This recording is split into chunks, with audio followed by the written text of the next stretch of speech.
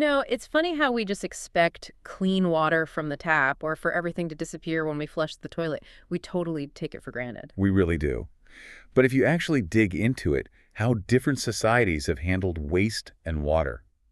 Well, it's a pretty wild ride through history. Lots of surprises. Definitely. So for this deep dive, that's exactly what we're doing. We're looking at the evolution of sanitation, spurred on by one of you listeners wanting a quick, solid overview of this really vital part of civilization. Yeah, it's fundamental. And we've got some great sources lined up. We'll touch on ancient Rome, their plumbing, Always fascinating. then jump to London's unforgettable Great Stink. We're also going to look at medieval hygiene, maybe bust some myths there, Oh, interesting. and then bring it more up to date with a detailed look at Jordan's sanitation journey, its history, current situation, and the challenges they face. Okay, great. So the mission here is to pull out the key lessons, right?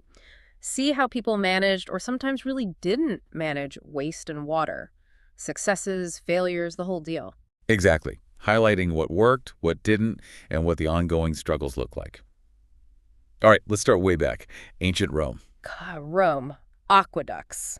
That's the image everyone has, isn't it? These massive structures bringing fresh water for miles. Just incredible engineering for the time. Absolutely a marvel, no question. But what happened after the water was used? That's maybe less talked about, less glamorous perhaps. Yeah, where did it all go? Well, our sources indicate that while their water supply tech was top-notch, their wastewater management, maybe not quite as sophisticated. They definitely had sewers, collection systems. So it wasn't just chucking pots out the window then, at least not everywhere. No, not entirely. They had sewers under the streets, even some pumping stations moving the wastewater away. But, and this is key, they basically channeled it into the River Tiber. Okay. And they did this without really understanding, how much pollution a river can actually handle, or the concept of needing to treat the water first is essentially an out-of-sight, out-of-mind approach. Move it downstream. Huh. So advanced in one way, but still figuring out the consequences in another. We've even got a source mentioning a video about Ostia, right? Rome's port city. Yeah, ancient Ostia. Super densely populated. The video apparently shows some of this infrastructure, gives you a visual, even if their understanding of the ecological impact was limited. Right. Okay, let's jump forward quite a bit. Middle of the 19th century, London, the Great Stink of 1858. Sounds, well, pretty rank. Rank is an understatement. Try to imagine central London, July, August, Yeah. super hot summer. And the Thames River, which runs right through the city, is basically an open sewer. The stench of human waste, industrial chemicals, it was overpowering. And this wasn't a new problem, was it? It had been building. Oh yeah, for years. The old sewer system just couldn't cope. It all emptied directly into the river, plus more people, more industry. And this was peak miasma theory time, right? The idea that the smell itself, the bad air, caused disease. Exactly. They genuinely feared the smell could transmit things like cholera, which they'd already suffered through major outbreaks of. So the stink wasn't just unpleasant, it was terrifying for people. But weirdly, things like flushing toilets, which seem like progress, actually made it worse. Kind of ironic, isn't it? Increased water use, flushing toilets, it all added to the volume flowing into a system that was already failing. More waste, more water, same inadequate outlet, a recipe for disaster. The stories from the time are pretty vivid. Didn't Queen Victoria have to cut short a boat trip on the Thames? She did. The smell was that bad. The papers called it the Great Stink. The name stuck. And Parliament, right there on the riverbank, they were practically gagging. What do they do, just hold their noses? They tried soaking the curtains in lime chloride, basically disinfectant, to try and block the smell. Didn't really work. There was serious talk of moving the entire government out of London temporarily. Wow. I remember reading Disraeli called the Thames a Stygian pool reeking with ineffable and intolerable horrors. Doesn't get much clearer than that. No, it really paints a picture. And that level of crisis affecting the government directly, that's what finally pushed them to act. Parliament passed a bill. The Metropolis Local Management Amendment Bill. That's the one. It put the Metropolitan Board of Works, the MBW, in charge of fixing it, and, crucially, gave them the money, a huge loan of £3 million back then, to actually do something. Enter Joseph Bazalgette, the engineer who sorted it all out. Our source calls him a hero of London. And rightly so, many would argue. Bazalgette came up with this incredibly ambitious plan. Instead of letting sewage flow straight into the Thames in central London, He designed massive new intercepting sewers. Intercepting, how did that work? They ran parallel to the river, intercepting the waste from the existing sewers before it reached the Thames and carried it miles eastward, downstream, away from the city center, to be released on the outgoing tides. Huge tunnels, the northern and southern outfall sewers, a massive construction project. And not just tunnels, right? Those pumping stations were pretty impressive, too, architecturally. Oh yeah, places like Abbey Mills and Crossness, they needed pumps to lift the sewage in lower areas up into the main outfall sewers. And they built them to look impressive too, almost like cathedrals of sewage. Victorian industrial design at its most dramatic. Bazalgette also cleverly built the Thames embankments. Victoria, Chelsea, Albert is part of this whole project, reclaiming land and housing some of the sewers. Still beautiful parts of London. It was a brilliantly integrated plan, and the impact was enormous. Getting the sewage out of the central Thames effectively ended the big cholera epidemics in London, saved countless lives, and amazingly, much of his system is still the backbone of London's sewers today. Talk about lasting impact. Truly incredible. Okay, so from Victorian crisis engineering, let's switch gears and maybe challenge some assumptions. Medieval Europe and hygiene. The Dark Ages weren't necessarily the dirty ages. That's the argument, yeah. The popular image is, mud, grime, everyone avoiding water. But the sources we looked at suggest it's way more nuanced than that. So public baths, like the Romans had, they weren't really a thing anymore. They declined quite a bit in Western Europe, that's true. Part of it was association with Roman decadence, maybe, but also practical concerns about disease spreading in shared water. But just because public bathhouses faded doesn't mean people stopped washing altogether. Okay, so how did they keep clean? Well, washing in rivers seems to have been pretty common. We actually have parish records mentioning people drowning while washing themselves or their clothes in rivers. It suggests it was a normal, if sometimes hazardous, activity. That's a fascinating piece of evidence. What about the church? Didn't religious ideas discourage bathing? The church was sometimes wary of the public bathhouses, seeing them as places of potential sin or, again, disease. But that's different from banning personal washing.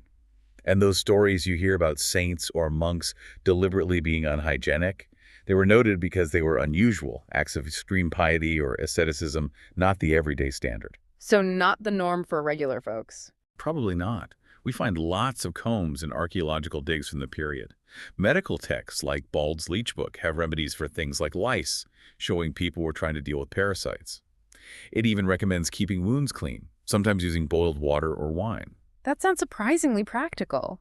And you mentioned an account of the English liking to wash and perfume their hair. Yeah, Guy of Amiens wrote about that regarding the English around the time of the Norman conquest.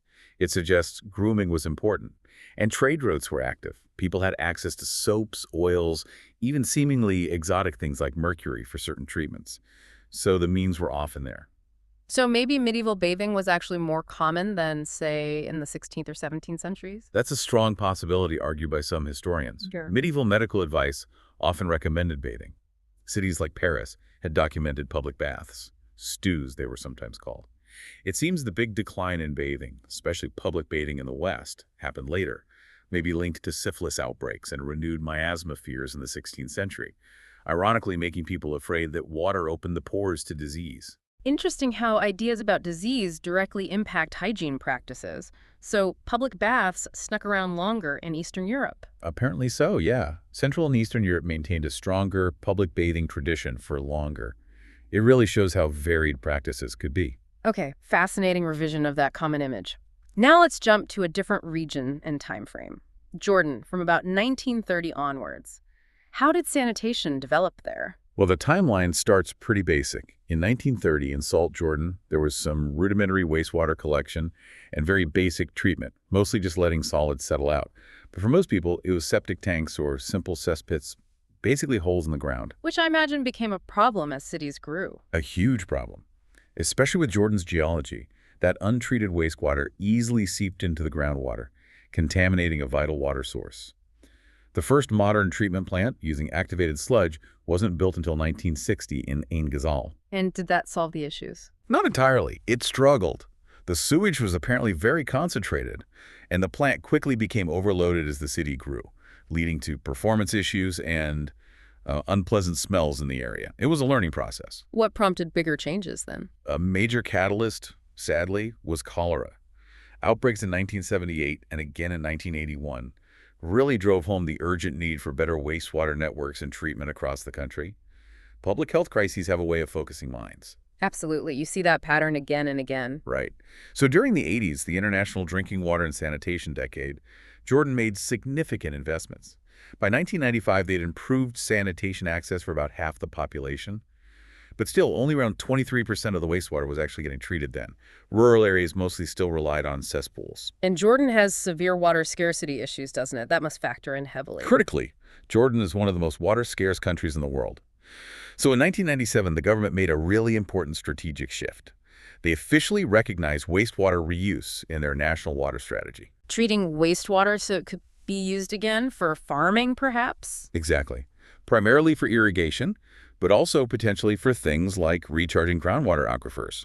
This meant upgrading treatment plants to produce effluent, treated water that was safe enough for these uses. How has that progressed more recently? By 2013, they had 31 treatment plants, up to 34 by 2017, serving over 64% of the population.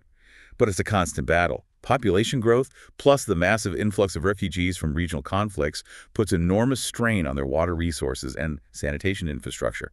Keeping up is a huge challenge. A really tough balancing act. Managing scarce resources while dealing with population pressures. Okay, that leads nicely into the whole topic of wastewater quality standards. Why are they so important? They're absolutely fundamental for protecting both public health and the environment. Standards basically set the rules, the maximum allowable levels of different pollutants in treated wastewater before it can be discharged back into a river or reused. Our sources mention examples like the Clean Water Act in the U.S. or Germany's strict standards. And Jordan developed its own specific standards for reuse. Yes, they've had evolving standards since the early 90s. The current one, JS 893 from 2006, is quite detailed. It sets different quality classes depending on how the treated water will be reused. For instance, water used to irrigate crops, eaten raw, needs to be treated to a much higher standard than water used for, say, fodder crops or irrigating trees. Makes sense. Risk-based, depending on the potential for human contact. Precisely. But one challenge highlighted is the lack of really specific standards for smaller, decentralized treatment plants, the kind you might use for a small community or village.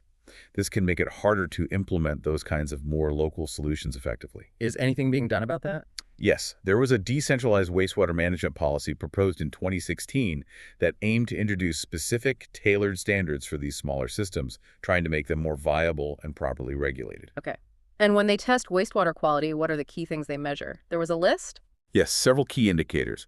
BOD inside, biological and chemical oxygen demand, measure how much oxygen microbes would consume breaking down the waste. High BOD-CO means dirtier water that can deplete oxygen in rivers. TSS, total suspended solids, is just the amount of solid particles. Then you have nutrients like nitrogen and phosphorus, essential in moderation, but too much causes algal blooms, eutrophication, which damages aquatic ecosystems. Right, I've heard of that. They also test for heavy metals, lead, mercury, cadmium, etc., which are toxic. Surfactants, basically detergents, and critically pathogens.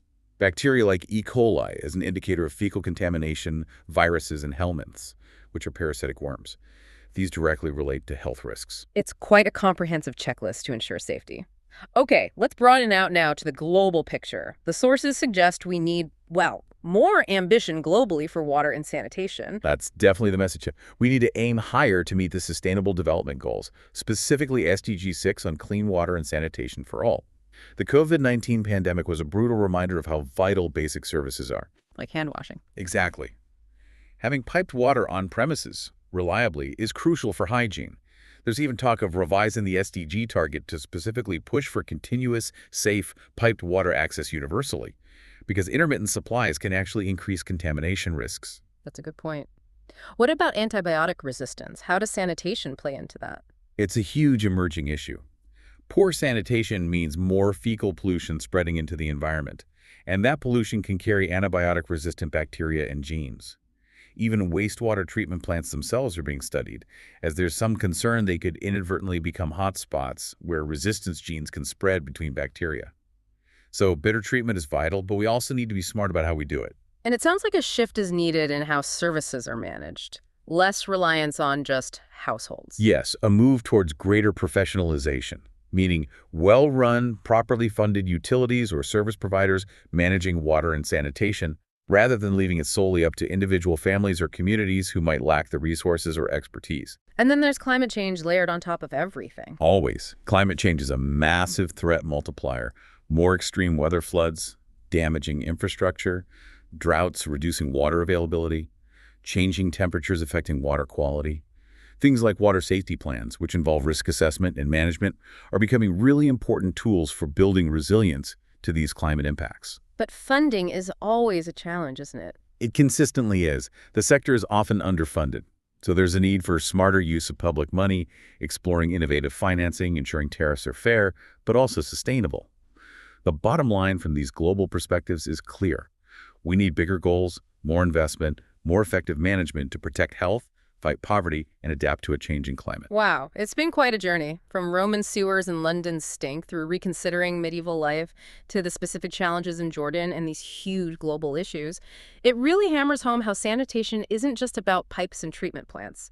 It's deeply tied to public health, environmental protection, social equity, economic development, just about everything. Absolutely. Understanding this history, the successes, the failures, the ongoing struggles, it's crucial context for tackling the challenges we still face today, the ones that are emerging. It definitely makes you think, how will our current understanding of things like, say, microplastics or endocrine disruptors in wastewater change our approaches in the future? What are the great stinks of the 21st century that we might not even fully recognize yet? That's a great question to ponder. What are the unforeseen consequences or the next big challenges around the corner? Definitely food for thought. We really encourage you, our listeners, to check out the sources if you want to dig deeper into any of this.